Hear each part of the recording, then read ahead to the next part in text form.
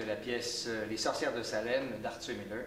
Alors, je suis en compagnie de Pierre Gendron qui va jouer le rôle principal de John Proctor et de Mireille Léglin qui va jouer aussi le rôle principal de sa femme, Elisabeth. J'essaie toujours de faire, c'est trouver une œuvre qui, pour moi, représente l'humain. Vous savez, la comédie humaine, c'est pas pour rien.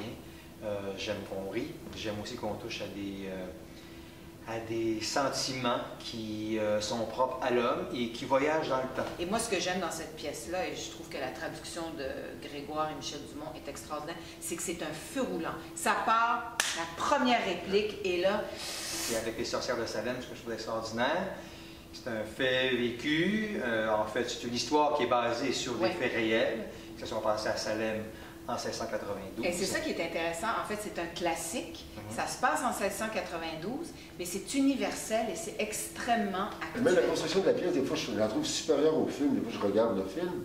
La pièce, on reste dedans, puis les gens rentrent dans la pièce, puis c'est un feu roulant qui est vraiment bien. Moi, ce qui me fascine, c'est avec les réseaux sociaux, avec toute l'information qu'on peut avoir aujourd'hui, on dirait qu'on a de la misère. Il y a tellement d'informations qu'on a de la misère à faire le vrai du faux. Ouais.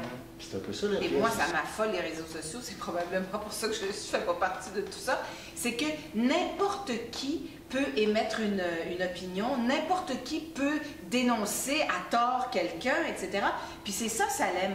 C'est Abigail qui décide de se venger. À un moment donné, ça la dépasse, puis à un moment donné, elle en jouit parce qu'elle voit le pouvoir qu'elle a. Et là, elle a la main mise sur ses petites amies, elle a la main mise sur ce village, et elle va faire croire aux adultes cette machination invraisemblable.